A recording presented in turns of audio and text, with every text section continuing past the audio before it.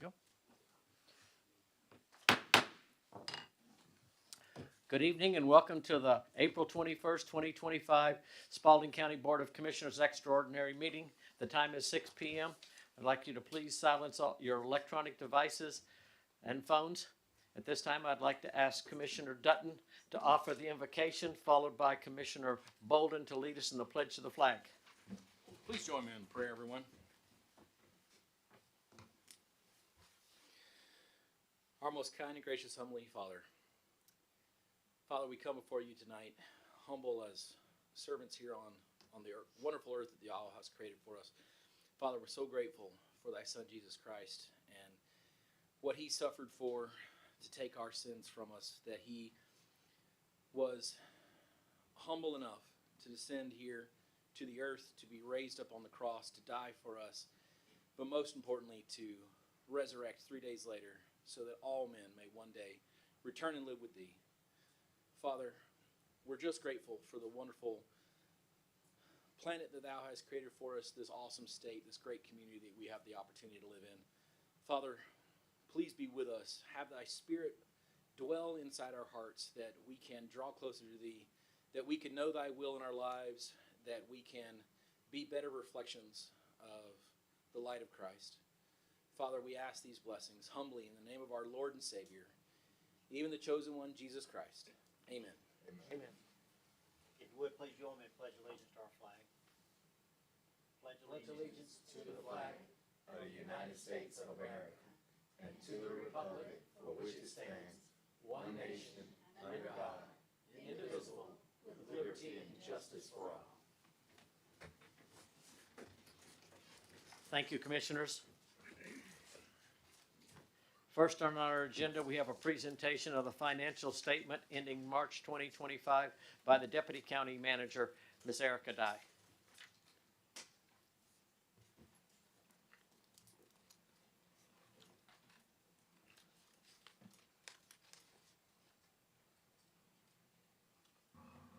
Good evening. Good evening. Good evening. The upcoming presentation is going to summarize the county's financial activities for fiscal year 2025 as of March 31st, covering revenue collections, expenditures, and encumbrances for the current general fund and fire fund budgets. As of March 31st, 9 months have passed in the present fiscal year, which accounts for 74.97% of the budget. General fund revenues are $60.8 million, which is 84% of the budget. Our general fund expenditures and encumbrances total $51.9 million, which accounts for 72% of the budget. For fire district revenues for the fiscal year is at $10.3 million, constitutes 59% of their budget. The fire district expenditures are $14 million, and the encumbrances are $7.6 million, which is a combined percentage of 81% of their budget. Next slide, please. Yes, ma'am. So, on the fire fund revenue, Go back one. why are we so far behind if we're 9 months into the 12-month cycle on collections? 59% as opposed, in terms of revenue, as opposed to revenue collections for general fund being 84% at 9 months. They currently have $8 million allotted into their fund balance, which is part of their revenue total. Oh, Their revenue total for the entire fiscal year amounts to $17.4 million, and they've collected in taxes the $10.2 million so far for the fiscal year 25. okay, but I'm just saying in terms of collections, we look at what we expect to be 100%. It's only 59% of taxes that has been collected, which is the $10.3 million. The other 41% is the $8 million in their fund balance. Okay. It's included. It's in your agenda packet. Yeah, I mean, but I'm If just you saying look on in page terms of you 6. just think that Yes, ma'am. that the revenue from general fund would match the revenue from fire fund because they're paying their taxes at the same time, right? I mean, don't you pay your Well, fire the fire fund taxes? district has its own fund balance, as you know. Mhm. They're not part of the general fund. But yeah, don't they pay their taxes though at the same time as what Yes, I'm saying? ma'am. So, Yes, ma'am, but it's a different line item. okay. All right, next slide, please. So as of March 31st, our revenues have increased 2%, and our expenditures have risen slightly by 8%. The chart that you see shows cumulative revenue and expenditures over the fiscal year, indicating a steady increase in both. As of the end of March, our revenues are still higher than our expenditures, which is a positive sign for the county's financial health. Next slide, please. For our summary of revenue sources, the county has collected $51.2 million in taxes, representing 84.2% of total revenue. These taxes include real property tax, interest and penalty on real and personal property, public utility tax, motor vehicle tax, ad valorem, tag and title fees for personal property, our local option sales tax, alcohol tax, business occupation tax, railroad equipment, and other tax sources. The county collected $3.9 million in charges for services, which accounts for 6.5% of the total.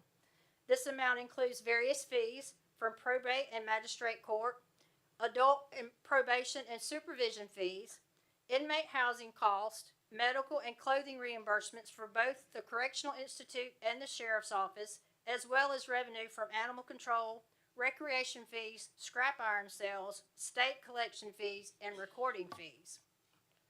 Intergovernmental revenue totals $2 million, comprising of 3.3% of total reported revenue. These revenues are from local and state and federal sources, including our real estate transfer tax, Georgia Highway Safety and COPS grants, our Performance Partnership Award, VOCA grants, the Accountability Court grant, DOT reimbursement, and other grants. For fines and forfeitures, the county generated $1.4 million, or 2.4% of total revenue, from superior, state, magistrate, and clerk of court fees, victim assistance, and drug abuse court fines. Miscellaneous revenue comes in at $1.2 million, or 2.1%, including income from resource officers, CI and Sheriff Department inmate phone commissions, inmate store commissions, the CI detail reimbursements, motor coach trips, any sale of surplus property and equipment, and also spay and neuter fees.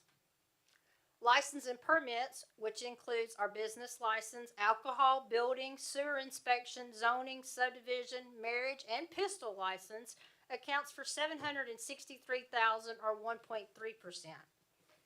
Investment income accounts for $191,000 in revenues, for a total of 0.3% of the budget.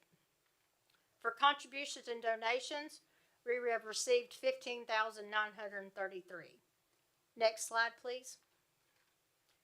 For our summary of expenditures and encumbrances, employee salaries, benefits, and taxes account for 55.5%, or $28.8 million of total expenditures.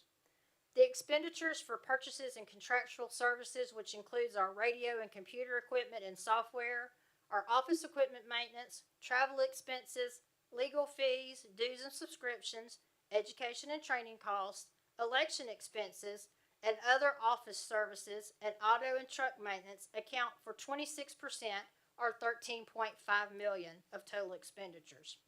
Supplies, which includes our general office departmental supplies, utilities, uniforms, fuel, small equipment, account for 7.6%, or $3.9 million. Capital outlay is $3.1 million, or 6.1%, which includes supplies for materials such as for playgrounds, our walking trails, the master park plan, vehicles, park machinery, and other equipment. Other costs account for 3.5%, or $1.8 million. This includes various park repairs and other supply reimbursements, T-Splosh paving and sidewalk reimbursements, our Cigna flexible spending account, street lights, the Griffin Spalding Development Authority, the airport, forestry service, public safety training, the Griffin Spalding archives, the health department, and the library.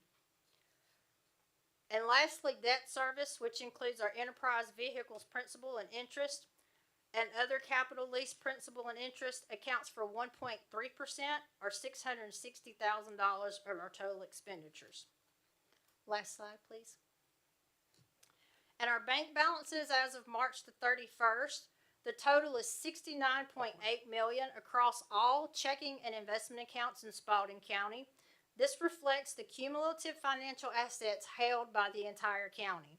This figure serves as an indicator of the county's economic activity as well as its saving and investment levels during the reporting period.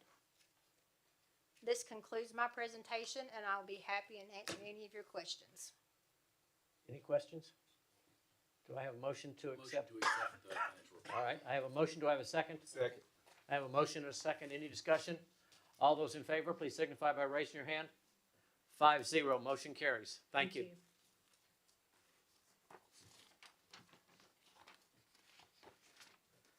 We'll now move to presentations and proclamations.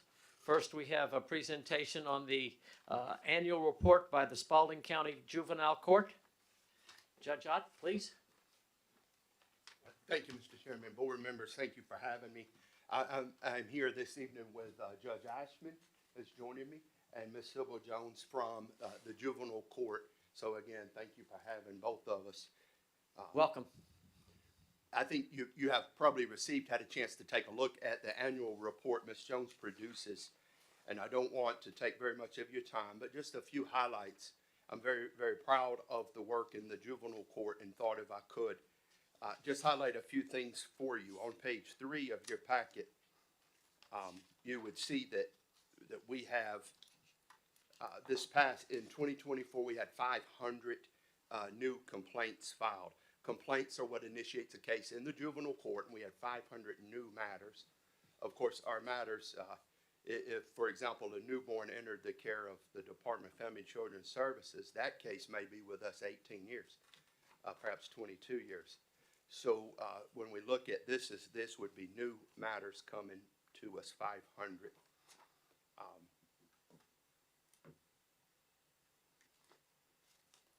Skipping over a little bit, we had the opportunity working with D.A. Broder to bring peer court to the county a couple of years ago.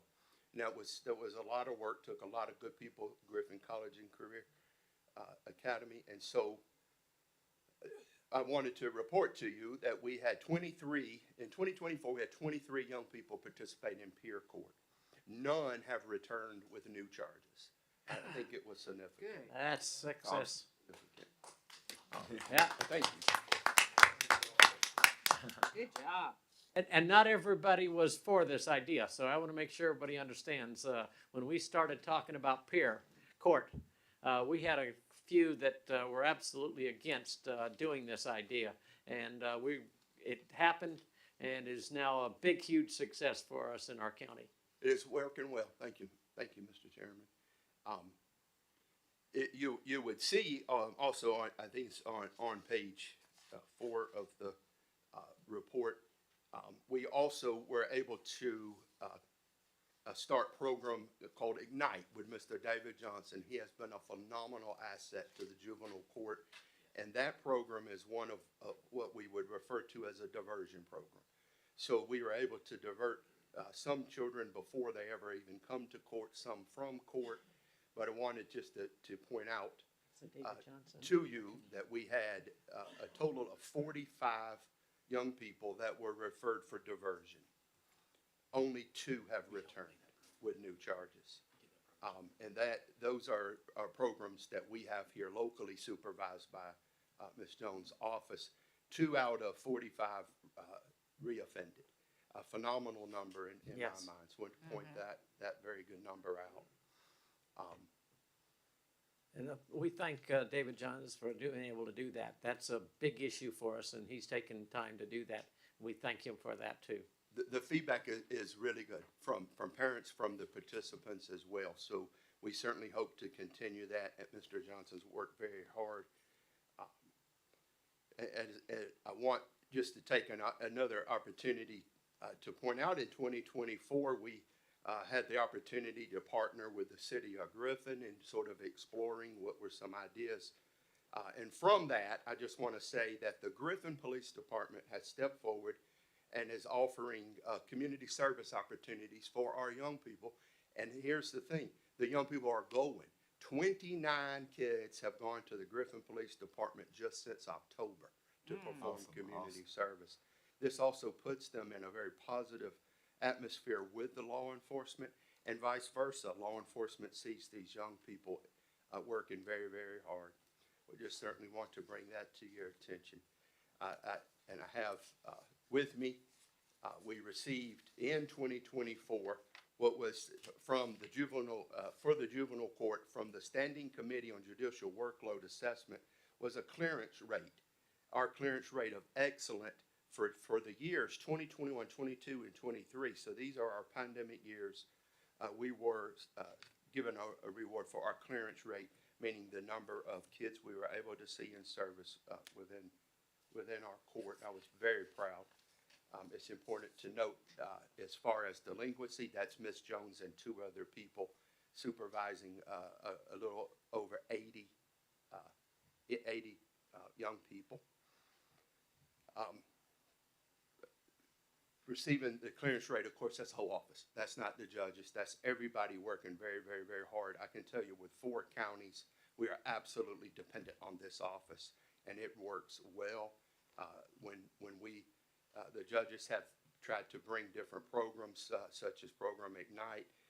Ms. Jones and her office immediately responsive takes on their roles, and we have been able to serve some of these families well. We've a new program for this year is called RED, which is more of a restorative justice program. So we'll be implementing that this year.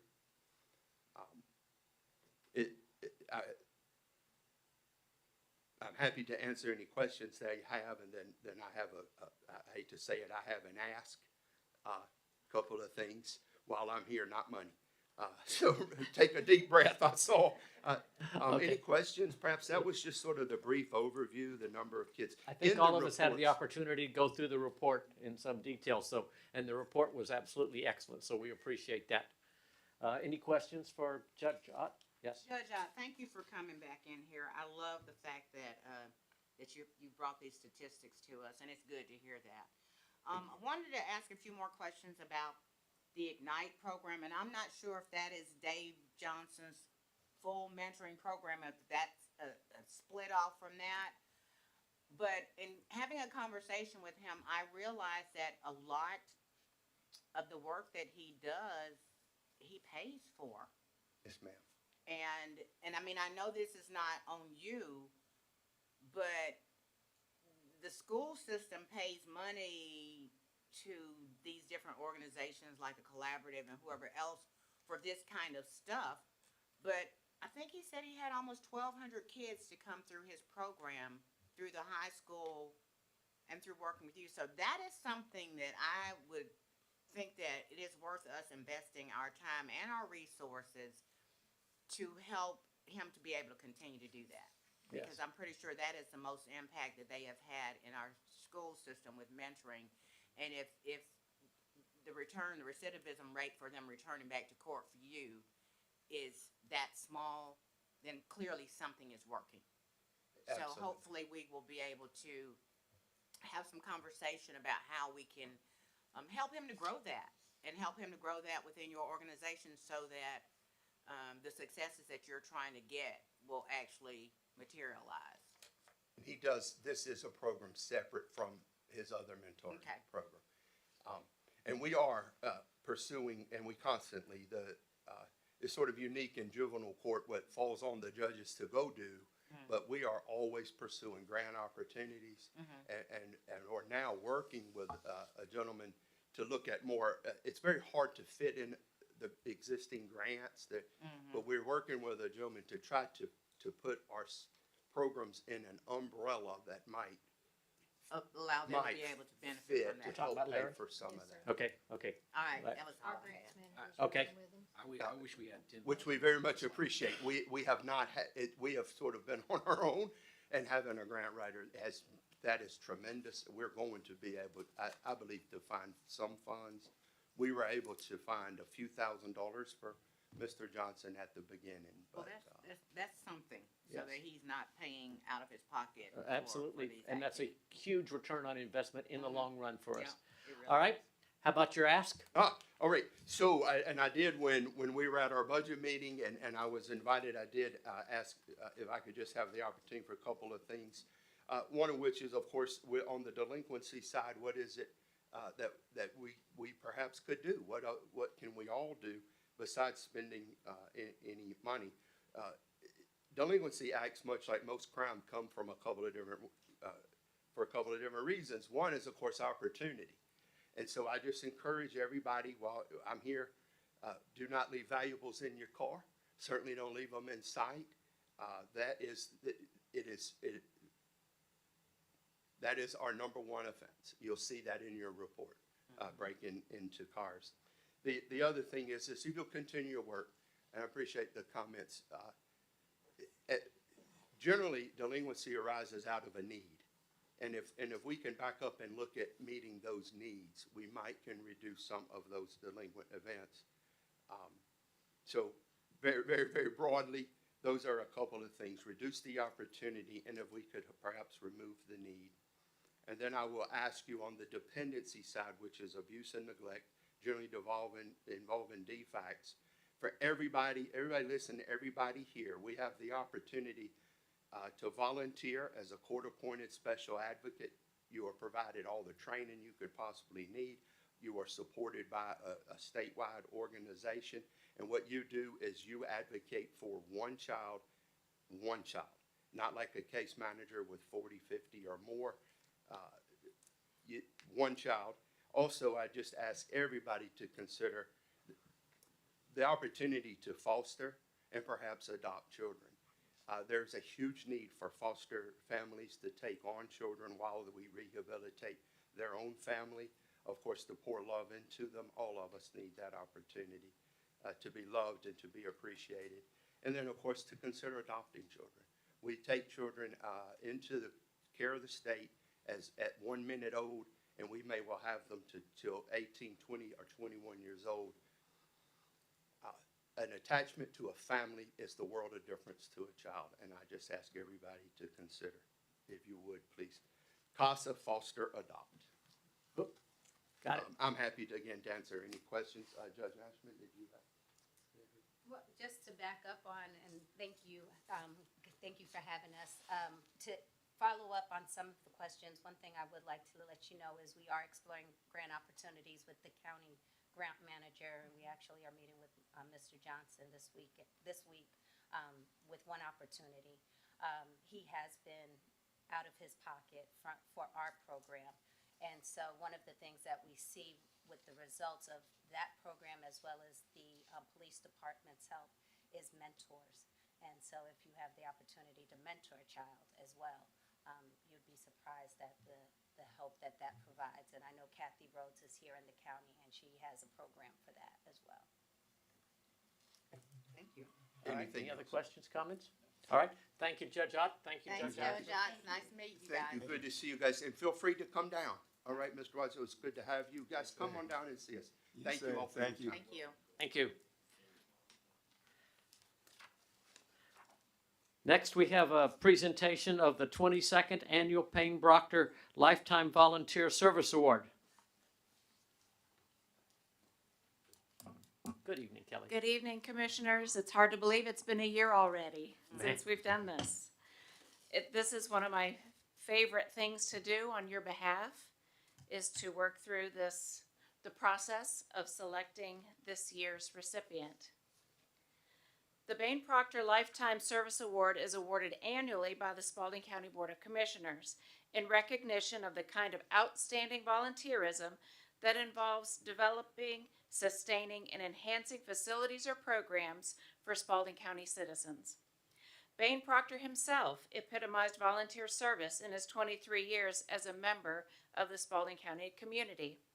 He led by example, volunteering his time and services to this community. He encouraged and organized others to also volunteer their talents and time to improve the lives and experiences of others. This award, presented during National Volunteer Week, highlights the impact that volunteers have on the quality of life of Spalding County residents. It encourages the kind of unselfish giving that develops and strengthens our community. If volunteerism makes a community rich, and I believe it does, we live in a very wealthy community, which boasts thousands of volunteers across many service levels. Last year, in leisure services alone, we facilitated programming through which 582 volunteers donated 47,518 hours, totaling a value of $1.5 million input into this community. And we want to thank all those people that did that. Absolutely. Tonight, we're recognizing the 22nd Annual Bain Proctor Award recipient. Since 2018, this volunteer has been a dedicated servant to Griffin and Spalding County, making a lasting impact through his leadership and community initiatives. As a mentor and youth advocate, he has guided and inspired young athletes, fostering their growth on and off the court. His commitment to bringing people together is evident in his coordination of over 35 Movie in the Park events, distributing an astounding 90,000 pieces of ice cream to spread joy. In times of crisis, he played a vital role in tornado recovery efforts, which helped our community rebuild and find hope. Additionally, his work with Unite has strengthened local faith communities, creating unity and collaboration across congregations. One of the stories that highlights this volunteer's dedication was the decision in 2023 to cancel Sunday services and turn their focus on getting the Tornado Distribution Center launched as soon as possible. This center assisted more than 15,000 people and distributed over 1 million pounds of supplies. To add to that, this community servant led the decision to modify a new church building, the plan to include disaster distribution plan if it ever were to be needed again. Commissioners, ladies and gentlemen, please join me in recognizing and awarding the 2025 Bain Proctor Award recipient, Josh Abernathy.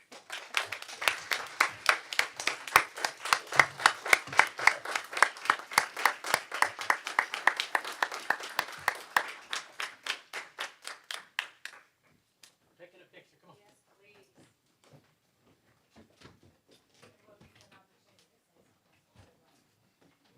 please.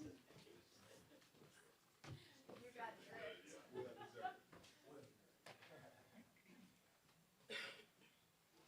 Stand right up here. I want to give you this plaque, and please wear this proudly. Please wear your name tag. Yes. We don't have red jackets, but. All right, are we where we need to be? Yeah, you're Come on, up. Kelly. Come on, Kelly, come on.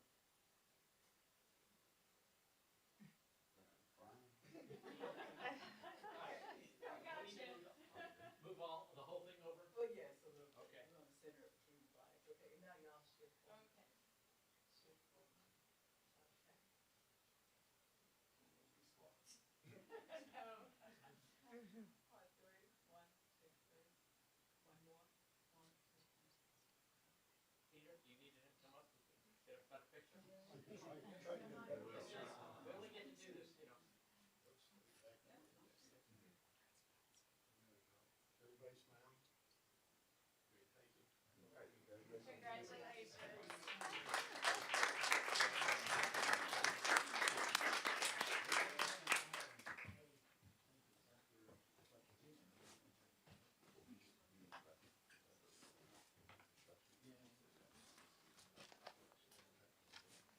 Where did you get? You needed to come. That's right. You need to come up to the car. I asked her, I told her.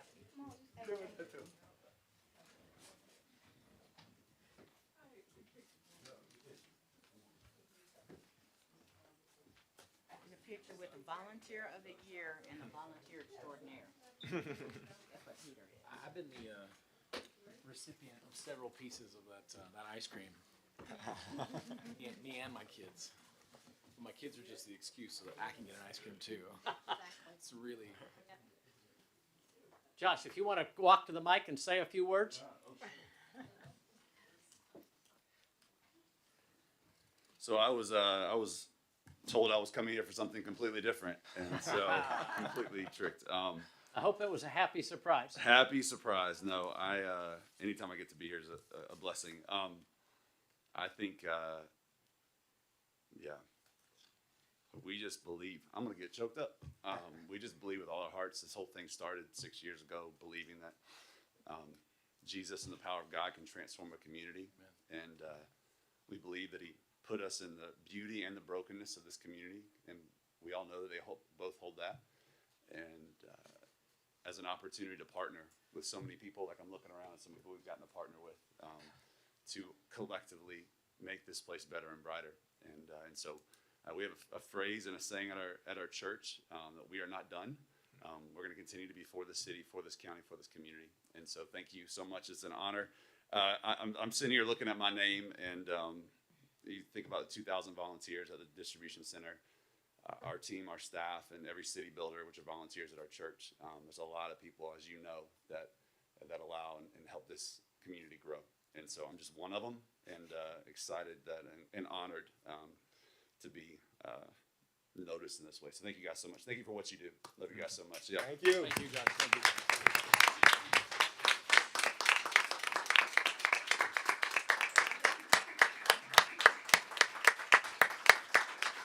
Good job, good job. Next, we have a presentation by Ms. Kim Slaughter, Director of Spalding County Election, concerning the June 17th Public Service Commission special election. Ms. Slaughter, it's good to have you back. Good evening, board members. Good luck following that, Kim. Oh, I know. This is board in comparison, probably. I'm going to start with, let's see, it should be this one right here. It's the second one down. It should be the second one down. So I'm here this evening to share the 2025 election calendar, what it looks like for Spalding County. And you have a copy of that with you there that I placed for you. So just to share with you the June 17th, upcoming June 17th, 2025 special Public Service Commission primary. I put there in front of you the number of qualified candidates per those districts. For Public Service Commission District 2, there was one Democrat to qualify, 2 Republicans. For Public Service Commission District 3, there were 4 Democrats to qualify and 1 Republican. And then the advanced voting dates are listed for you there, and there'll be more information on that in just a minute. But May 27th through 31st will begin our advanced voting date for this election. Just a reminder there, that's a Tuesday through Saturday due to the holiday on Monday, followed by June 2nd through the 7th, June 9th through the 13th, and then it's 9 a.m. to 5 p.m. daily at the same location, 825 Memorial Drive. July 15th, 2025, you will notice that I have very possible Public Service Commission primary runoff, and why is that? If you look back up and you see that there were 4 Democrats to qualify for Public Service Commission District 3, it's very hard at 3 qualified candidates to garner that 50% plus 1 vote, which is required to win an election. So that's why we know that it's a very, very possible 99.9% that we will have a July runoff. So we are preparing for that. Also, of course, the November 4th, 2025 municipal general election and Public Service Commission. Within that election, the City of Griffin Commission districts up for election are Districts 1, 3, 5, and 6. City of Orchard Hill, there's 1 seat up for election. And then, of course, the Public Service Commission general election will be the rollover from the primary. Just a reminder for the upcoming June election primary, that is when voters would choose a Democratic or a Republican ballot to cast their vote. In the runoff that we see that's very potential, and I'm just going to give an example here. Say someone in June, a voter in June, selected a Republican ballot to vote on. But there's only a Democratic runoff in July. So that voter who voted a Republican ballot in the June election would not cast a vote in that July runoff. So you always remember, whatever you select in a primary, if there is a primary runoff, the style ballot that you choose is what you have to follow with in a July election. And that could be vice versa. I just gave that scenario because we're looking more at a Democratic runoff possibility here. So next slide is the flyer, and I had placed all three of these pieces of information at the back if anyone would like to take it. It should look like that right there. And it's in front of you also, so anyone's welcome to take those. So you see there the deadlines that we always have, or dates for the election process, May 19th being the voter registration deadline. May 27th through the 31st, I'm not going to repeat those advanced voting dates, they're there for you there. Absentee by mail timeline, I'm going to talk just a little bit more about that in a minute. But beginning March 31st, which has already passed, so we've already started accepting applications for absentee by mail for the June special public service special election.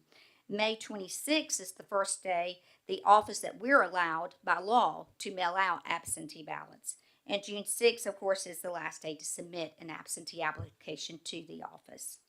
And then June 17th is Election Day. Just want to take a moment here to remind the public and everyone that June 17th, Election Day, all 17 precincts are open that day. So if you do not choose to cast your vote early, those precincts are open. They're open from 7 a.m. to 7 p.m. And at the bottom of this flyer, you can also see, if you wonder, okay, I waited till Election Day, which is perfectly fine. I personally like Election Day voting. But if you waited till Election Day, you can look right there at my voter page. You can scan the QR code, enter some information about yourself, and you can find out your voter information there. Things such as sample ballot, where is my Election Day polling location, where is my advanced voting location. So it's very helpful. And you can also view our website at the other QR code that's there for you. Scan it and it'll take you right to our website, which will provide you more information as well. So to the last slide, which was our press release, and we released it a couple of weeks ago. We thought that it's very important. I'm not going to go over the very first top part because we've already went over that. But the second part, what is different about the June special election? It's a special election. So I want to read to you here what the state shared with us, Secretary of State's office. Per the Georgia Secretary of State Elections Division, voters who are elderly and disabled are normally entitled to make one absentee application, which rolls over to all elections in the election cycle year.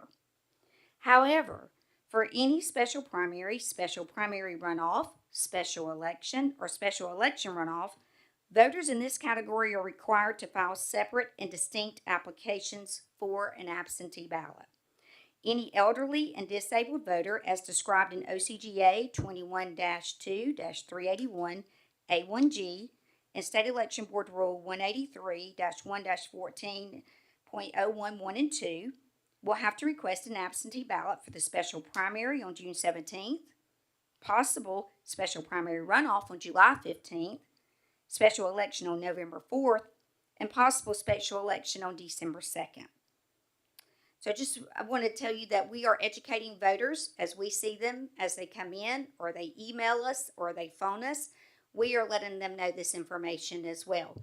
But I thought it very important to bring to you, the Board of Commissioners, along with the public that's listening, since it is a different year. We're working with a special election. Just a friendly reminder, always report any suspected fraudulent voter registration or election communications to the Secretary of State's Election Division or phone our office at the above number. If you have any questions about mailers you receive or anything of that type, we're more than glad to review that with you and let you know whether it's something you need to be concerned about or not. Does anyone have any questions? I'll be glad to answer them. All right. Okay, all right, We're good? we're good. Thank you. Have a good evening. Thank you. We appreciate the stuff and getting it out and then being able to pass it on to the TV. Yes, you're welcome. Thank you, Tim. Lastly, we have a presentation from Director Marty Matthews from the Spalding County Senate's Enforcement. All right, I'm going to do the introduction. So Judge Thacker. and I'm here just for a minute, and then I'm going to pass the floor to a much more knowledgeable person. So anyway, it's good to see you all. I wanted to just do a couple of things before I pass the floor off to Director Matthews. Before we talk about money as a court, I always have to do this. I've done this every time, and I'll have to do it here as well.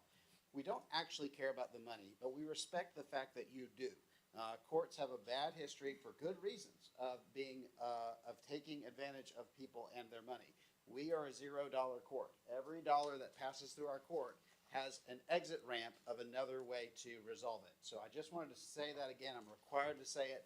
I know y'all can repeat that back to me after this many years of me saying that exact thing, but I just said it again. Thank you. Okay, so Director Matthews is here in her role as Director of the Census Enforcement, but I just want to remind y'all where we came from. The private probation office that we had here before, I told the owner of that company that I thought that the model where the probation officer needed money to pay their salary from the defendant they were supervising from the court order that I gave them sat very uneasily with me.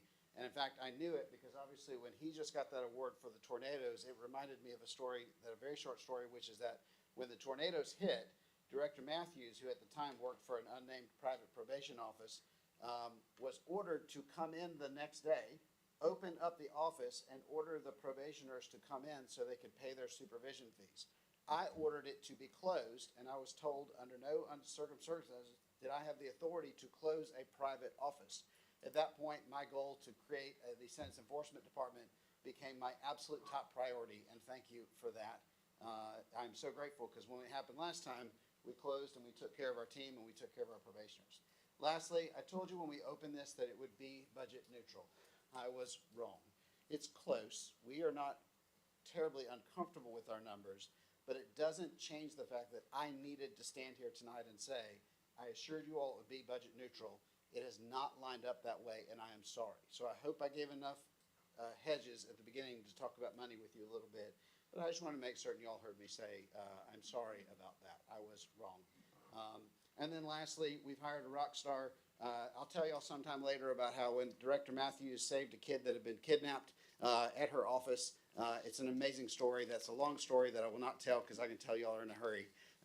And then lastly, the stuff that we are doing has a cost beyond measure, which is that she and her team have provided so much assistance to Promise Place that they now no longer have to budget money for staple foods because of the assistance and cooperation that Director Matthews. I think I may have that right. So with that said, I'm sorry, but I want to tell you all that I have somebody amazing come tell you a little bit about the numbers. All right, that's it. Welcome back, Marty.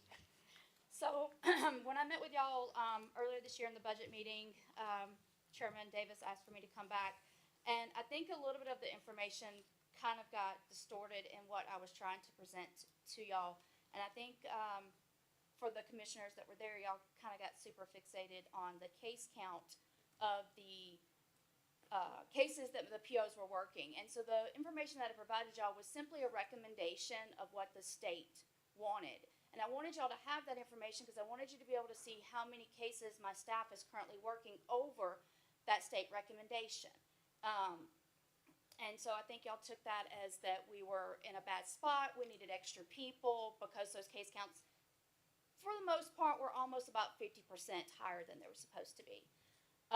But we don't need extra people. We're able to manage the cases. And again, our contract that we go in with the county manages the amount of cases that we can work. So there's no issue to the case count that we have.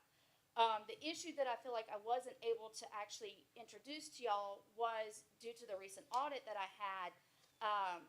There is a code section 42-8-103, which is a pay-only code section. Well aware of the code section, it's not a new code section, but basically that code section states that probation can only collect 3 months of probation fees, regardless of how long that person is on probation. So if they're on 24 months, 36 months, I can only legally collect 3 months of fees. And we thought that an idea that we had come up with was for people to obtain their driver's license as a general condition of probation would air that so we would be able to collect the fees, but also motivate people to get their license. And that condition really motivated. I mean, I have so many, especially elderly people who haven't had license in 20, 25 years, because of Judge Thacker's court order, they had to go get their license, and now they're able to have better lives. So it was beneficial, but the auditor basically told us, we can't do that. There's not a law out there that says you have to have a driver's license, so she said Judge Thacker could not do that very nicely. So this has Is there- impacted, Sorry, I hate to interrupt. Is there a way to do it? I know Judge Hankinson used to say if you went and you got your GED, I'll drop a year of your. Sorry if I jumped ahead. no, you're okay. Basically, no. And here's the reason. I mean, the auditor that I have is amazing. Judge Thacker's been in contact with the director of the NPOU. But basically what they're stating is if that person walked into court that day and had the money in their hand, we would allow them to have paid it and they would have gone home. They've never been placed on probation. So basically what 42-8-103 states is that they were solely placed on probation to pay the court fine off. And so in those circumstances, I see. we can only collect the 3 months of fees. Now, magistrate court, I don't have, Not normal probation, but correct. I need time to pay my. Okay. That checks out. That checks out. Okay. Yeah, and so magistrate court, we don't have, that is the way that it's going to be. Like, I can't do anything about the magistrate court cases. State court, if a person chooses to convert their fine into community service, then we can continue to collect their fees. There'll be an order that that person would sign acknowledging that. But what the information that I was trying to portray to the commissioners is that's going to affect approximately 200 cases each month, and that's 50 out of magistrate, approximately 150 out of state court, resulting in a loss of approximately a little bit over $9,000 a month based off this law for Okay, your fees. okay. And so that was where I was trying to, like we've already talked about, we are not budget neutral. We're definitely trying to make those efforts. I do want to point out of my $650,000 budget for my office, $600,000 of that $650,000 is my people's salaries. My budget's $50,000, and then when I take out the money for security for my 2 report dates, now we're talking about $30,000. I don't ask for desk. I went and bought desk out of my pockets. I don't ask for technology. I get those covered by other places in the county. I don't come to y'all with any requests because I respect the job that you have to do, and I want to be able to spend the people's money as best that we can. And so, again, majority of my budget is my team's salary. Now, we could choose to reduce people, but that's going to have a negative effect on the community, on recidivism, on people committing crimes and things like that, support to the courts. So I wouldn't suggest it, but I just wanted to point out, again, when we're talking about my budget, most of it is just my team salary. Okay. Okay. Questions? Yeah, where's the $120,000 shortfall gonna come from annually? Because, I mean, what you're saying is that that you've been given an unfunded mandate where you're normally, so I don't even know how to ask you this. If you can only collect fees for 3 months, that means that after 3 months, you're no longer monitoring that person. They're That's just incorrect. free to go. No, ma'am, I have to monitor them. I just work for free, or I provide services for free, No money to her. That's or to the county. Yes, none of it's my money. But Yeah. No, see, but that's what I'm trying to understand. We still gotta pay people to go and do it. That's right. But we don't get any reimbursement for doing it. Unfunded mandate. And let me help, if I could help just a little bit, I can clear up Director Matthews has already come up with a solution for this. That's actually already been included in the audit, and she came up with it out of whole cloth, and they have approved that solution. So her solution is we created something called 30 for 30. It has nothing to do with ESPN. It is a wonderful program that she created out of her brain where the defendants, it's an official program inside the state court where they pay it's on a payable ticket, so it's payable tickets, they pay $30, and they can get their sentence delayed by 30 days. So it's a pre-sentence diversion. And then if they pay that within 30 days, their case is closed with no probation and no supervision. And we have been wildly successful. And again, I didn't have anything to do with that. She pitched it to me and I said that was a good job. So I just wanted to let you know that we are thinking way outside the box, trying to come up with solutions to avoid keeping people on probation just for money with no compensation to the team. So that puzzled look, I just want to tell you, we've all looked at each other across our conference tables and had that same frustrated, puzzled look, and that's the solution Director Matthews came up, and I couldn't be more proud of it, and the auditors loved it, and they'd never seen it before, which they don't usually like things they've never seen before, so. The problem that they were trying to deal with is you'll get little municipal courts that give somebody a $500 fine, and they go, well, I can't pay it. And they go, well, you can make payments. And they go, well, how much can you pay? Well, I can pay $20 a month. Okay, it's $20 a month plus $40 a month of this probation. You know, I can pay $50 a month. Well, 40 of it's the probation supervision fee. So they're paying $10 a month. So that's 50 months. And then you end up having to pay this fine and it's like, wait a minute, that's not the intent here. But you guys are really kind of milking these folks.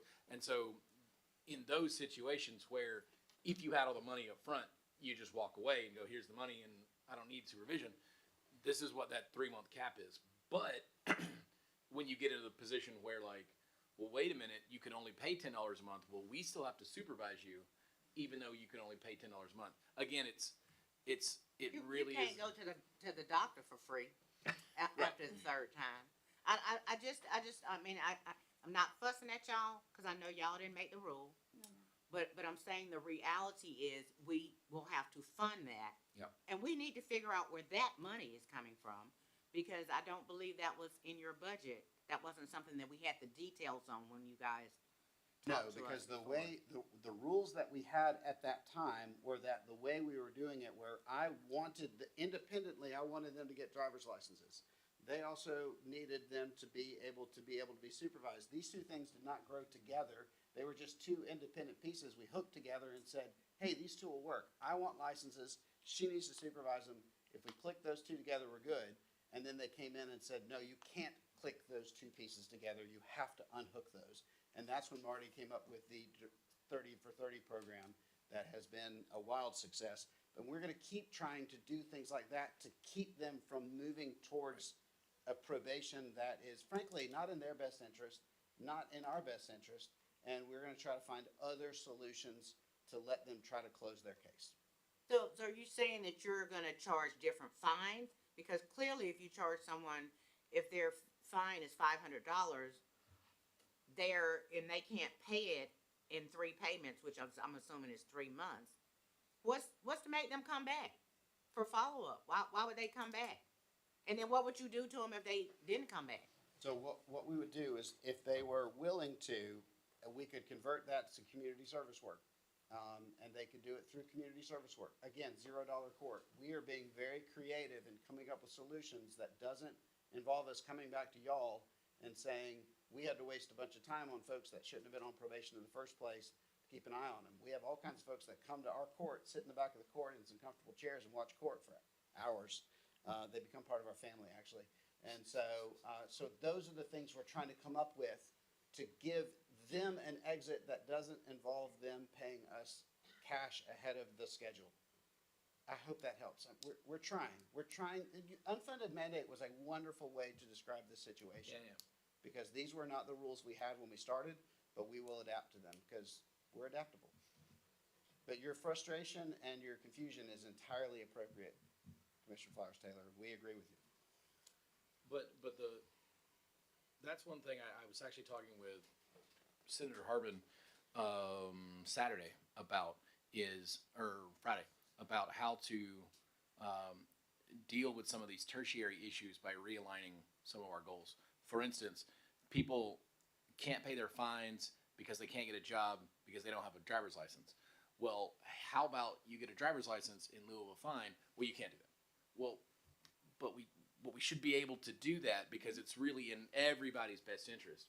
And we had this idea, and we're still sort of working on it, sort of an adult accelerated reader idea for like going to the library and reading books at your level to get your reading proficiency up so that you can get a better job, so that you can get out of the situation that put you here. And then that would count towards community service, and community service could count towards fine. Well, again, those are things that are currently not allowed. And so it's like, people come through the criminal justice system. In the state court, people do make plenty of mistakes, speeding and stuff. That's just a mistake. But in general, people come through because there's a mental health issue, there's an addiction issue, or they're hanging out with the wrong people. And if you can't fix that issue that got them there, they're going to be back there, and then they're going to be back there, and they're going to be back there. So if you can tailor the punishment so that it deals with their underlying issue, then you actually get the success rate that Judge Ott was talking about with these like mentorship programs. Hey, this many people, and now they're not committing new crimes. So but right now the state, because not our municipalities here, but municipalities mostly in far South Georgia, we're doing some stuff that wasn't cool. Georgia. Yeah, Bug Tuggle, Georgia. they weren't doing the right things and haven't traditionally done the right things.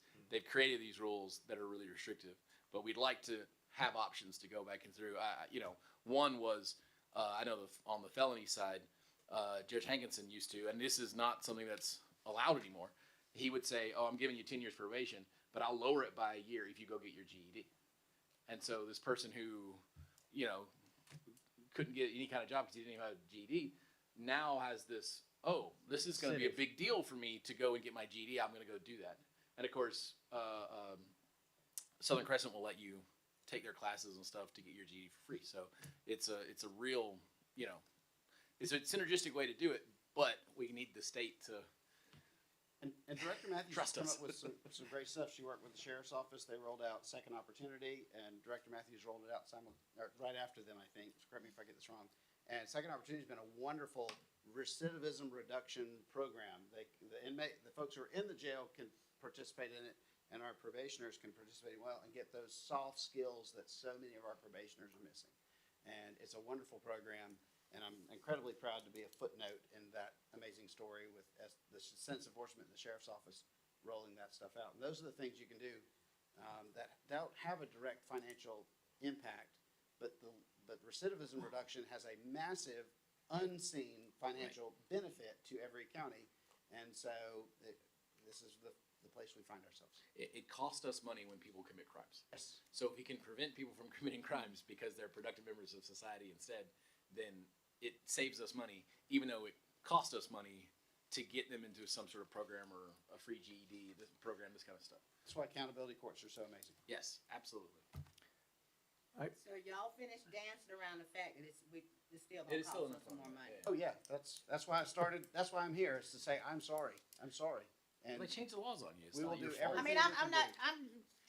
mean, I'm not beating y'all up. Y'all didn't make the rules. I'm just We saying. thought we had an avenue around it that would appease the state, but also benefit defendants, and they said that it just will not work. I tried going around and around with them for days, in different ways. And it's like I said, I mean, we're talking about a small majority of the caseload. I mean, we have upwards of about 1,000 cases right now, but I mean, there is going to be a financial impact. And there's Absolutely. And we're in communications with them, with it's called the MPOU, but we're in communications with them so that whatever we come up with, we can try to go ahead and pre-green light it so that we don't find ourselves here again where we roll something out and then they shut it down. You say we're gonna be short, what, $9,000 a month? roughly, yes, sir. Yeah, until we can. I just really would just kind of love to see what happens at that 3-month period. Because once you start looking at, I'm spending, I've got two officers that's spending 7 hours a day doing this. There is just no way that the state can justify that work Well, being as long done as without. If they're not in compliance with their payments, then we can set a court date and we can bring it back before the court. And then the court can do a financial assessment and deem whether they have the finances to make that payment or if they need to do community service. And if a court deems that they're financially indigent at that point and orders them to do the community service, then we can start to collect the fees on it. So, I'm giving you worst case scenario of the 9,000, that's at 100% of the cases. Right. But, if the ones are making those small payments, then I'm gonna move them more into an administrative situation where they basically just kind of manage your case in their own aspect. They report online, they make their payments. They're just doing what they're supposed to do until they get that case taken care of. But those are the ones that are in compliance. So you're right. It's frustrating, Yeah. but I mean, this is what you all have us here to do, is to Yeah. take these difficult situations and try to find a solution that balances the interests of the court, which is, to make certain the sentence is appropriate, Director Matthews, which is to execute that, and you all, which is not to throw money down the drain. These are all very reasonable and appropriate concerns, and we will do everything we can to make it work. So you've submitted something to the county manager that's showing the difference in what your budget request is gonna be. We've discussed that it's coming. We haven't yet finalized numbers that the county manager and I are on the same page about. We think we just have slightly different numbers. We're in discussions on that. Y'all wanted us to come back tonight to Right, have to more let of an us know idea of what those. you've done, yeah. Yeah, and so I had to go and get all the cases changed and the statuses and look at them, and so that's, I've had a time to do that since our last meeting to kind of give you an idea of those. I'm case so counts. sorry that y'all are having to do this. All you wanna do is just do your job. We want safe I'm drivers with a saying. license. You know, so, yeah, we just have to try to figure it out whenever Steve and Erica Look, get the And they were money. very nice about it. They said they can't tell me what to do, but they can tell her what to do. And they kept telling me they can't tell me what to do, but they can tell her what to do. And I was like, that's, never mind. Uh, Okay. Okay, Yeah, any other questions? I just want to say I deal with a lot of probation folks from around the state, and you can really tell the difference in ours versus theirs. There's a couple places that also have the same general idea of we're here to help this person get through their issue, but maybe not most, but a majority of probation officers that I deal with outside of Spalding County are very much less compassionate and less focused on helping these people through a problem, as opposed to you're gonna do what I say, I'm in charge, this kind of attitude. So it's noticed by the people, it's noticed by the county, and it's certainly noticed by us, so we just appreciate it. As an, Patience. as We an will figure aside, this out. Judge, did you have something else? I'm I sorry. just said thank you. Oh, as an aside, Judge Thacker, just to bring everybody up to date, last year did more cases than any other state court judge in the state. Wow. So while there, we have decided, and the General Assembly agrees, that we're going to have another state court judge starting in January. We're waiting for the governor to sign it and then appoint a state court judge. That really is good news. I believe Judge Thacker's 3,500 cases behind and getting further behind every day because we don't have enough 100 cases behind, and we're trying to get that cleaned up to be able to do that. That's all really great. The downside of it is $2.1 million of trying to get that, and we're doing some belt tightening exercises to be able to do that. And when we get into the May time and we talk about our budget, there's going to be some people who aren't happy as we tighten our belts and try to reduce millage rates and things like that. So good news, getting another state court judge to be able to help Judge Thacker out.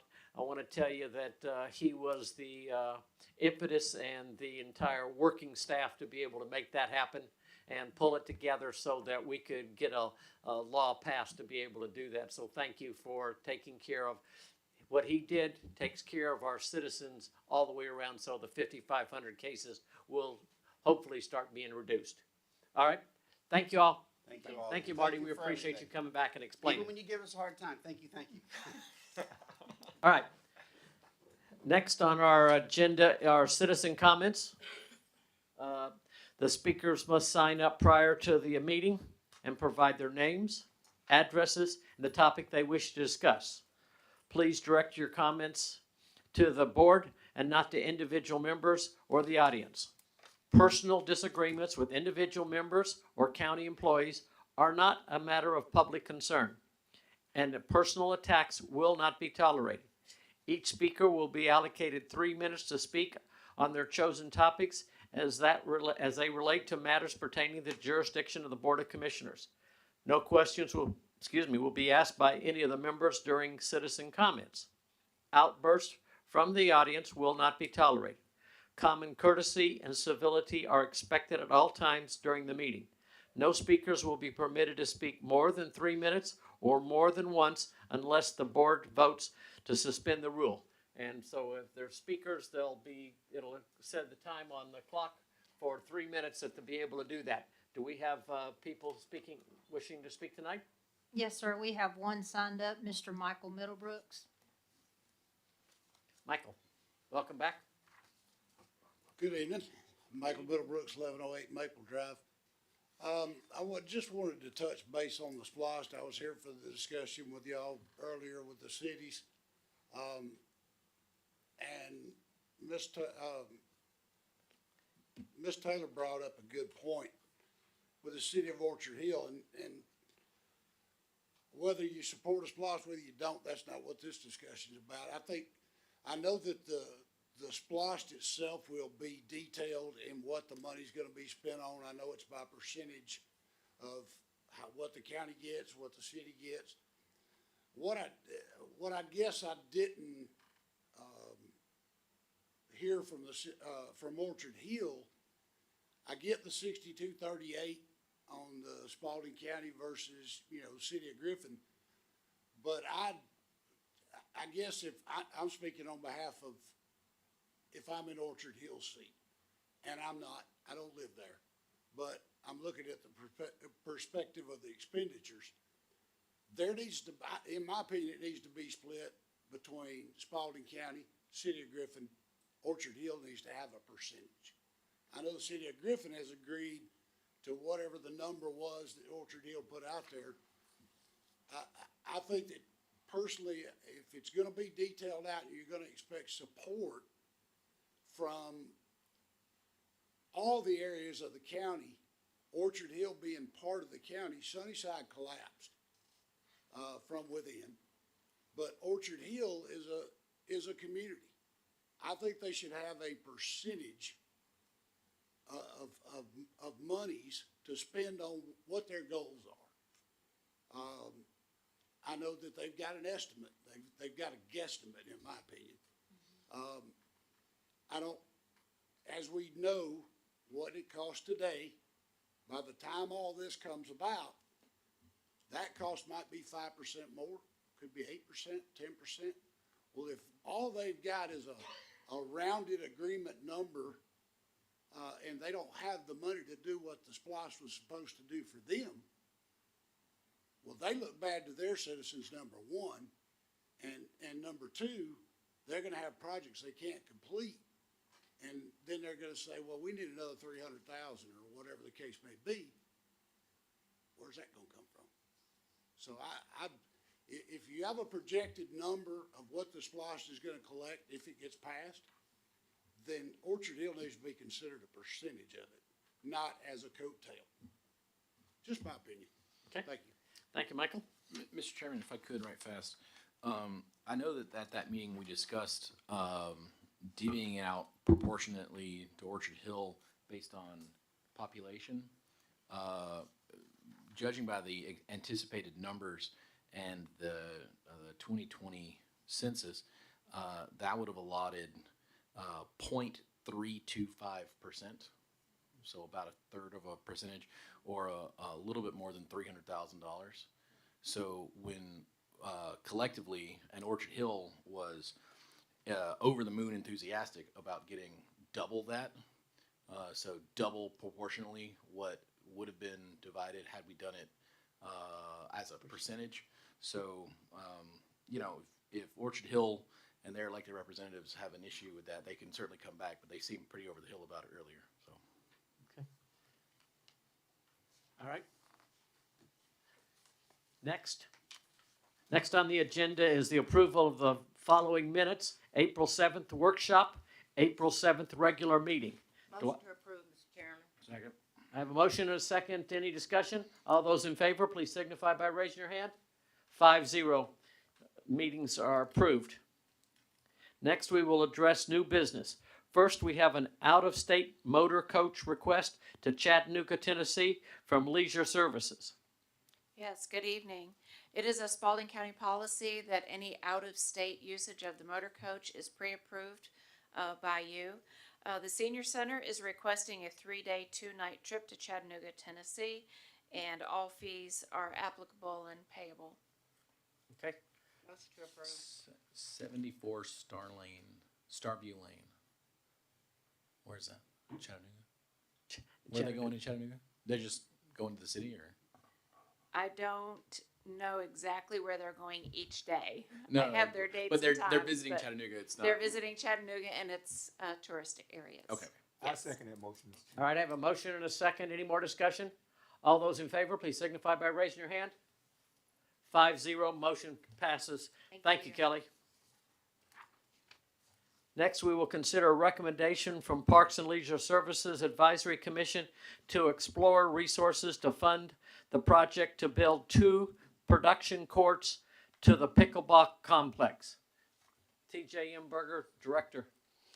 Thank you, Mr. Chairman and Commissioners. This request comes directly from our Plaque Advisory Commission. Members of the pickleball community here in Spalding County and the Pickleball Association have been approached by the APP Tour to host a additional tournament. This would be a golden ticket tournament in October. If you remember, this is the tournament that also includes national TV coverage with CBS, ESPN, and would have about 900 players. They had this tournament here for several years. Unfortunately, our facilities became too small.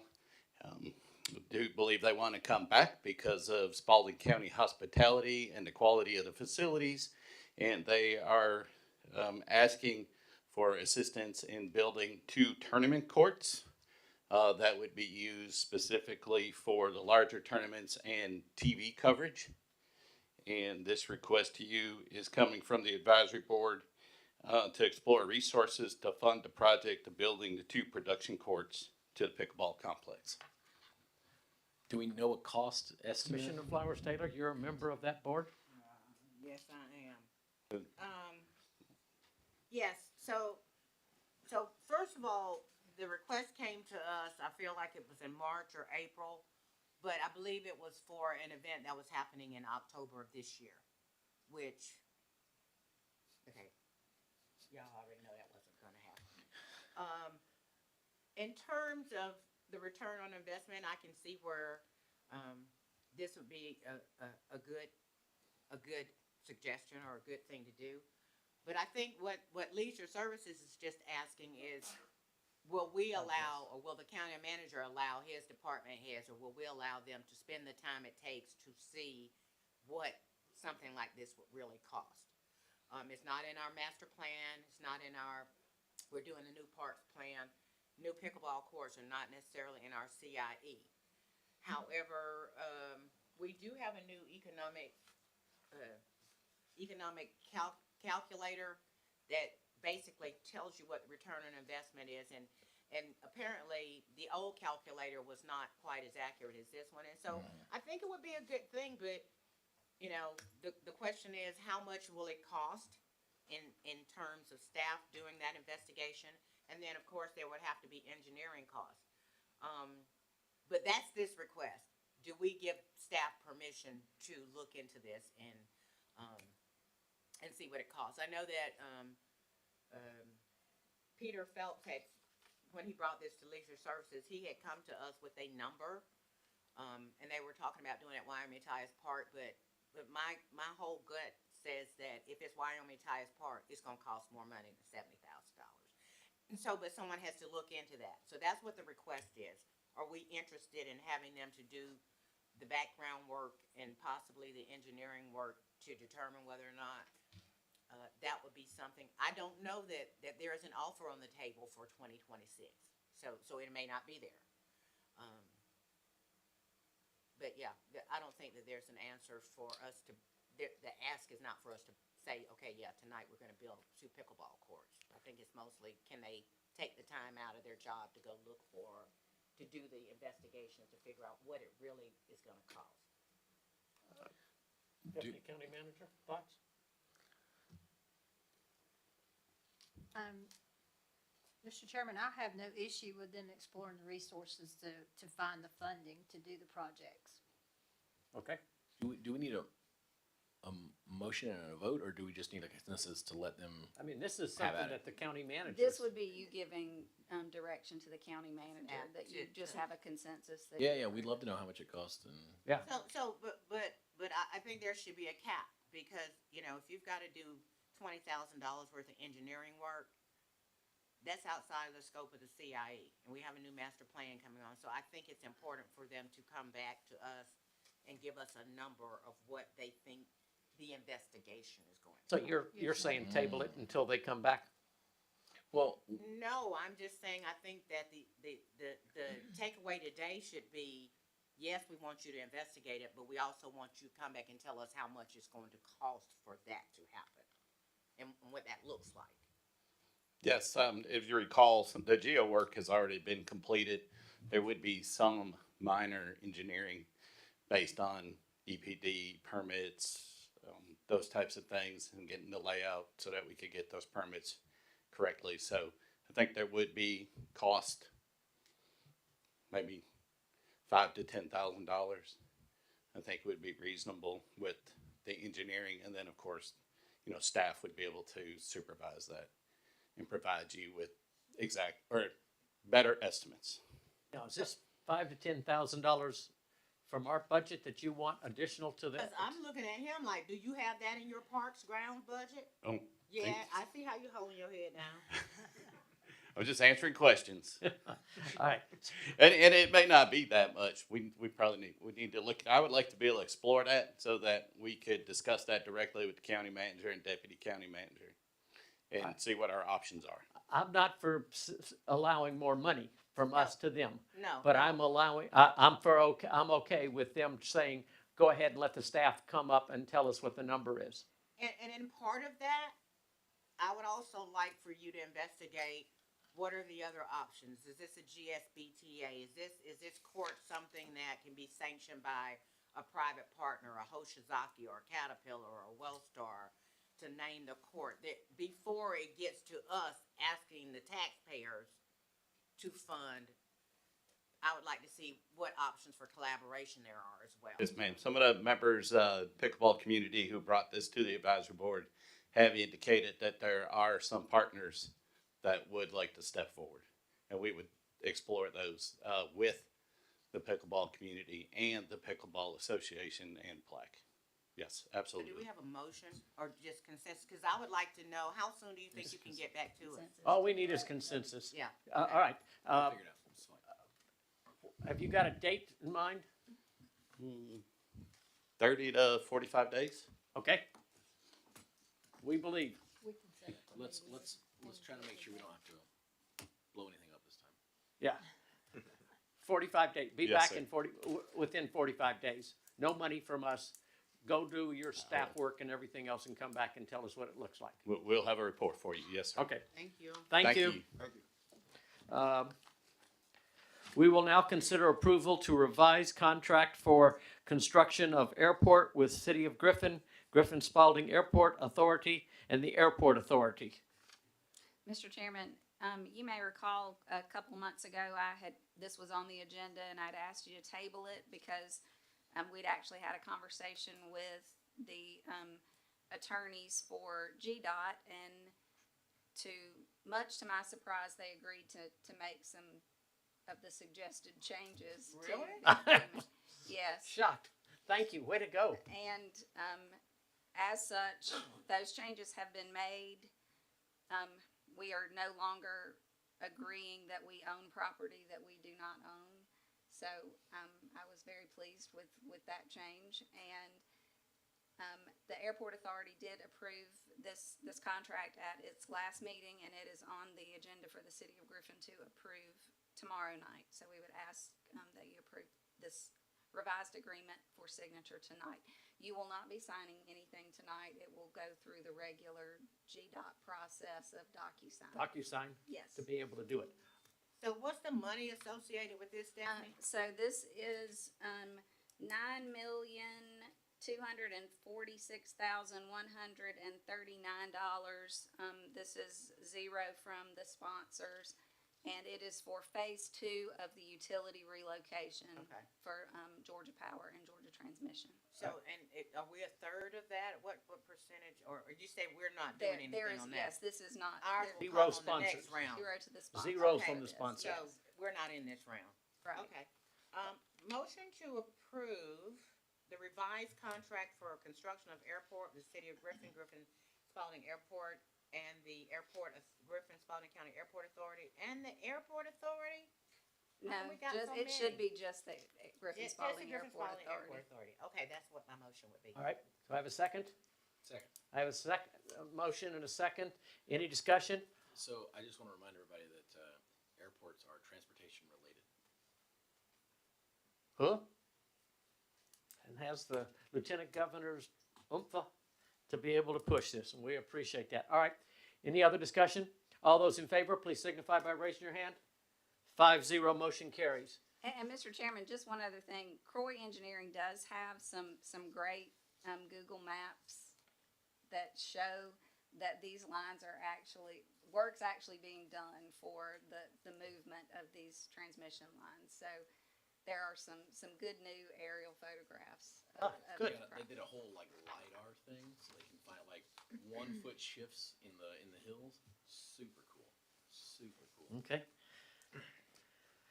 Next, we will have the first reading of the alcohol server ordinance by the county attorney.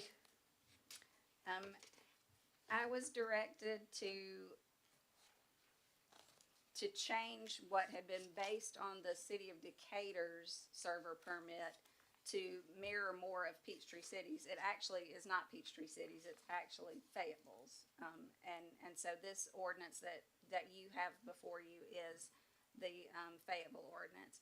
And I did send it to you along with, I resent the Decatur one so that you would be able to compare those if you so chose. And I think this is a good server permit ordinance. It is very similar in that it will require all of the applications to go through community development. Any denials would first be based on community development and the county manager, and it would come to you if there were any questions or an appeal. But it's paid for by the employer. It is paid. We don't direct how it is paid for, Right. but it is presumed that the employer would pay for it. But it is the employees. It belongs to the employee. Right, so if they change jobs, That license goes with It them. goes with them, yes. It is subject to an annual renewal. All right. Now, I think we've had a lot of opportunities to talk back and forth about this. I think that for my reading of it, the staff attorney has put this just like we said we wanted it. We will have a second reading of it, so everybody has an opportunity one last time to be able to do it. This is a big step for the county to be able to say we're having server permits, so we can start to change the way we're doing business with the bar owner or the liquor owner. Okay? Do I have a motion to approve? Mr. Chairman, I'd like to make a motion to approve on first reading the alcohol server permit ordinance. I have a motion. Do I have a second? I second. I have a motion and a second. Any more discussion? All those in favor, please signify by raising your hand. 5-0. Well done, attorney. Thank you.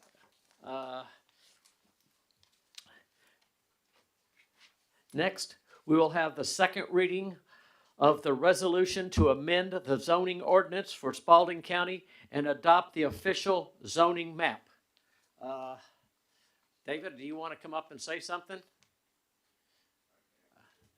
The Director for Community Development. Are we doing this like monthly now? Cause I feel like it was last month we adopted another change to the zoning. I mean, I know this is the second reading of that same one that we did. Right, Yeah, so this is the second reading. the process we should have been doing, and we're doing now in 2025, you did approve the map, yes ma'am, end of March. Now with a second reading of that, you're approving the ordinance language that follows that approval that you did last month. Everything's got to have an ordinance attached to it. We could have, so everybody knows, I decided not to do this as a consent agenda. We could have done it as a consent agenda, but I wanted to make sure everybody was square with this is a change to the zoning map, and when you change the zoning map, everybody starts to get interested in developers and everything else. So I wanted to make sure, but we could have done it as a consent. I just, But it's not actually changing anything. We're just No. matching our map with the actual zoning. And then you That have, we've once you approved. do that action, the next meeting, you have an ordinance saying with a preamble saying we did this night and so on and so forth. all right, do I have a motion to approve? Mr. Chairman, I'd like to make a motion to approve on second reading the resolution to amend the zoning ordinance of Spalding County to adopt the official zoning map. Second. I have a motion and a second. Any more discussion? All those in favor, please signify by raising your hand. 5-0, motion carries. Thank you, David. Next, we'll have a first reading on the no parking on county roads ordinance from our county attorney. Mr. Chairman, when we were making a change regarding Richardson Street, it was the consensus of this board that they would prefer that all county roads be no parking zones, with the option of granting exceptions. Didn't really have a whole lot of direction as to the granting of exceptions. So, we have worked on this, and if you'll see at subsection F, other exceptions upon request, citizens may request exceptions from the Public Works Director for all or a portion of the road upon which they reside to be exempt from this section. The Public Works Director shall make a recommendation to the Board of Commissioners, which shall make the final determination to grant or deny such request. Considerations for the granting of such requests shall include, but not necessarily be limited to, that's my favorite lawyer phrase in the history of the world, the safety of pedestrian and vehicular traffic along the road, the width of the right-of-way and any shoulder available, the speed limit along the portion of the road which is subject to the request, other adequate parking options available on the property, and the agreement of other property owners residing on said road. All right, this is we're making a major move in the county with doing this. We've got a number of places where it's badly needed. It's creating unsafe situations. Yes. It also has some other exceptions as to disabled vehicles, of course, and that matches state law. Exception as to events of a temporary nature, and that is for things in a residential neighborhood where there's not enough parking to accommodate guests for a party, for example. Events. And that limits it to no longer than 4 hours or after midnight. Is that the state ordinance? No, ma'am, that is, Us. Stephanie Wyndham giving So- it to you for consideration. So I like the ordinance. What I had hoped for it to look like would be something more like what we do for amplification. If you're having an event at your house and you're gonna be having amplification, you either come through planning and development or whatever and say, I'm having a big family party today, there's gonna be 20 cars. So you want approvals for events of a Well, temporary and the reason I nature? say that, because in the places where we've had a problem, these folks having parties, that's their life, okay? So they're constantly, they're always having an activity. And I'm just speaking to those folks, but I also know in my district, if you go on Blanton Avenue, which I know is not necessarily in the county, you can't even drive down the street. Everybody has a 2-car driveway, but everybody is parked on the road. So I think either when you start saying, I'm going to allow someone to make a subjective decision, I think it needs to be more uniform than that. And so I get it. If there are special situations, how do you know that? I worry that we're getting too in the weeds when it comes to temporary situations. I mean, if people want to come over to my house and watch No, football or something, like they might have to park on the road. I shouldn't have to come here and be like, hey, there's going to be 2 extra cars in my house. They're going to park. You know what I mean? Like, No, I think the abusive part of it, the first thing is that you should not be parking in the street. And If you have company, if I have company at my house, I go and tell my neighbors next door, hey, it's gonna be some cars here, can somebody park over here, or maybe we're gonna be on the street. That's out of respect for them, Yeah. because I know I'm not supposed to. But everybody doesn't do that. And so I don't think we're gonna go around and start policing people because there's a football game today or a birthday party. But if you're being a nuisance, Sure, no, I agree with that, but if you say there is, if you wanna park on the street, you gotta come here like a amplification permit, then every time somebody wants to park on the street, you gotta come, and that's, no, we don't if want you have 20 30-year cars press at every your time. house, Yeah, I think that's the issue. If you The got 10 issue is cars not at 2 your cars, house, there's yeah. there's a bigger yeah. issue here. When you're gonna block up the roads, that's what our issue and is there's about. only one lane, Yeah. and so I don't know what the answer is. I'm just saying that's kind of what I thought you would bring back to us. I get what you're saying. It's an ordinance. It's the first time we looked at it. I mean, I say let's go with it, and if there's Yeah. something we can chew on later before we get back, but And, just on the strength of it, I think it hits what we want. and I was very concerned that about the whole idea of other exceptions upon request. So I tried to come up with as many factors that you could consider that would legitimately determine safety. But not limited to. Right. Yeah, I don't think people should get called because you have a dinner party and you got 5 people at your house for 3 hours or something like that. Yeah. That's not you parking your work truck on the road every day, or you parking the Walmart truck on your street. Yeah. Yep. So we're not. I mean, I think it'll be complaint driven. It should be complaint driven. Yeah. That was the point. But Of the way you'll it's also written. be able, our code enforcement will also be able to drive through the neighborhood and be like, whoa. That's Like, the I can't same, even get yeah. my truck through here. Like, And- we're and gonna write some cycles. I did change You know the no parking signage language from shall to may from our existing ordinance, and that is just because I don't believe that our sign shop could get all this done in the very limited amount of time that we're providing them to post every single street as no parking. I say let's do it. Let's do it. with Just what we have. a vignette that happened out at Sun City a few years ago. We had a softball game. People parked on the side of the road, ended up on both sides.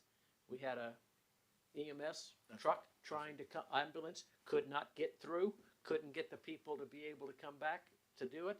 Had to take the gurney, go around, drive, pull the person out, put the person on the gurney, and take them back through to be able to do it. That's part of why I'm all for trying to figure out how to do something to do this. All right, so yes, all right.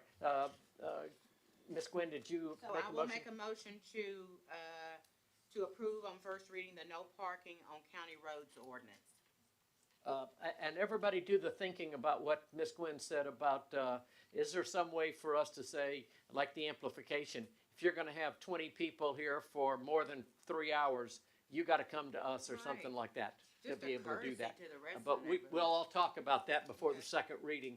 But you gotta get enough time to give to Stephanie if you wanna do that. If not, we're gonna go with the second reading being the same as the first reading here. All right, do I have a motion to approve? Okay, all those in favor, please signify by raising your hand. 5? 4. All opposed? 1. Okay, thank you. Thanks, Stephanie. Next, we'll hear the report from the Deputy County Manager. I just have a couple of things. I'll be really brief. I just wanted to remind everybody about 2 meetings that we're having in May. We will be having the first budget reading on Monday, May the 5th, and then we will have the second and final reading on Monday, May the 19th. At what time? I'm sorry, did you say? No, sir, both of them will be at 6 o'clock. Okay. Okay. And I also am happy to report that with our T-Splosh, Jackson Road is being paved. Now? In the next couple of weeks, yes, ma'am. It is lined up, ready to go. This is, so everybody understands, this is a big issue for us, and the reason we're really doing it, this is take the road back down, all the way down, and rebuild. Most of the time, we just resurface, cut some stuff off the top, put it back on there. We're not doing that in Jackson Road. It has been beat up so badly that we have to go all the way down and basically redo the whole thing. All right? Commissioner Watts? Yes, I hope everybody enjoyed their Easter celebration on yesterday, and I would like to thank Pastor Josh. Well deserved. That's well deserved. I know he's not here, but I hope he see it online. That's all. Okay. I don't have anything. Commissioner Flowers Taylor? Yes, Mr. Chairman, I just wanted to just kind of go back and reiterate what I was saying about Orchard Hill. I know that the last time when we did the transportation splosh, the city and the county both set aside nearly $1 million each to help do the railroad crossings that were gonna be closed up in Orchard Hill. But of course, Norfolk and Southern came back and decided they were gonna pay to do that anyway. So that didn't happen. They didn't get that money, but we as a county were willing to do that work, and the city as well. And when I do the math and I look at what we talked about, just 1% of the total estimated cost of the splosh would just be $940,000. I want whatever it is that Orchard Hill is doing to be a success, because where they're going to put most of what this project is going to be in the park that we maintain and manage. It's also going to put resources on that end of town that are absolutely non-existent. So I hope that there's an opportunity to relook at this and to not look at this as, oh, that's Orchard Hill. It's still Spalding County. That's right. We know they don't have the resources. They don't have a TJ that can go in and do the magic and tell them exactly what it's going to cost. But we will cut their feet off if we don't help them understand how to prioritize those projects that they want, and to look at the money that they're going to need to do it, and be able to decide what can't go if their money is looking funny 3 years down the road, and we all know that that's it. So my hope is that we will look at that and want to increase the amount of funding that we will offer them, up certainly a couple $100,000 more, so that they can be successful in making that happen. I wanted to also say that I was very proud that Josh and I say City Church, when I read his application, you live through this stuff and you see people at all these places doing this, but you don't realize the cumulative total of everything that's happening. And I know he's only one person, and I think they have a spirit-filled call on their church, and I think that's wonderful. We need that in our community. But one of the things that Kelly didn't talk about was that through his participation, the City Church has been our basketball association for the last 3 years. They took our basketball program, our recreation basketball program, and completely turned it around to the point now where when we maybe had 7 or 8 teams, we have teams in the 20s. So, and we started out doing the movies in the park, and when we decided we didn't want to do it, or COVID came, they stepped right up and started doing it, and have just taken it on and owned it. So, my hat is off to him, because I know he's the head of that organization, but I take my hat off even more to the entire congregation and the community, because the work that we did during the 2 tornadoes, and the organization of our fire department and EMS with them, put us in a position where we were actually able to take care of surrounding counties in the midst of our own struggles that we were having. So again, kudos to him, to his congregation, for all the hard work that they've done in the community, and I just look forward to more good things happening from them. That is all I have, Mr. Chairman. Okay. Vice Chairman? Well, I'm gonna start and begin at the same place. I want to wish everybody a happy Easter. I shared it with you guys. The greatest sentence ever spoken was, "He's not here, he's risen." Huh.